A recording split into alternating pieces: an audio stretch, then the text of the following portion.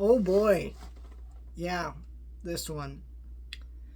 To be honest, this is still not um into the really negative reviews when it comes to the Jurassic Park movies.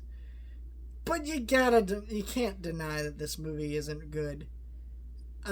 Jurassic Park and Jurassic Park Last World I think are good movies. Very separate on levels of good. Like I think Jurassic Park is a higher above tier into its own league against Lost World, but I think Lost World is a good movie. When you get to this movie, it's very clear that this movie was rushed out and just not put together well.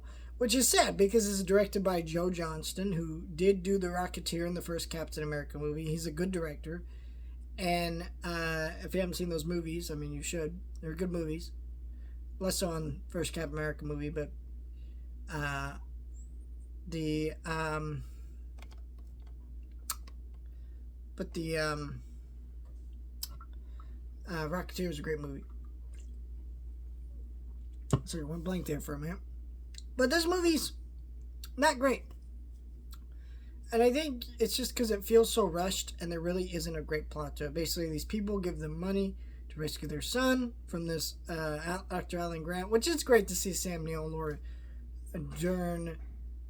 Unfortunately, does not return for this movie other than a quick cameo where they broke up, which is the dumbest thing that did carry on over to the Jurassic World movies. And you're just sitting here like going, what are we doing? It just ruined so much of a great part of that original movie. That look, if you couldn't get Alan Grant and Laura Dern to both return, then fuck it. Don't have them in the movie. People aren't here for them anyways. They're here for the dinosaurs. Okay, no one knows the name of Chris Pratt's character and Bryce Dallas Howard's character from the Jurassic World movies. But you know what? People still watch them and they made a fucking $1 billion. So what are you even going on about? I think, it's just weird. But because they're in this movie, to the degree that they are, it is very awkward, to be honest. The way they have them broke up. But Alan Grant's still a fun character, so I enjoy seeing him. He has a lot of great moments where he's teaching this kid, what dinosaurs would actually fight, and he's making them fight as toys, and he's like, hey, that's not actually how they would fight. Classic Alan Grant right there. But, I don't know, but the story of this movie is literally just run from Dinosaur the movies. And that's why I say this movie feels rushed. There's a lot of script elements that just feel like first draft of a screenplay. Like, it's just run from Dinosaurs the movie over and over again. And that's it. There's not any real story to it. There's no real villain to this one. Or antagonist. Not saying there really needed to be, but it needed a little bit more than just running from Dinosaurs the movie.